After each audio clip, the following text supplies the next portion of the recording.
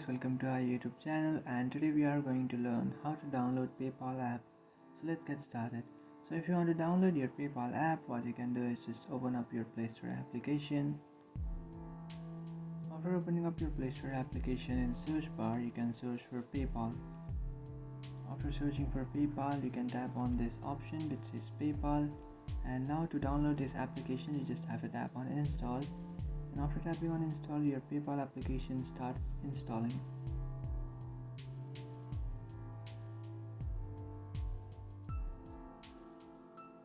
And after completing the installation process, here you can see you have successfully downloaded your PayPal application. Now what you can do is just tap on open. After tapping on open, if you don't have an account you can sign up, or if you have an account you can log into your account. So that's it guys, this is how to download PayPal app.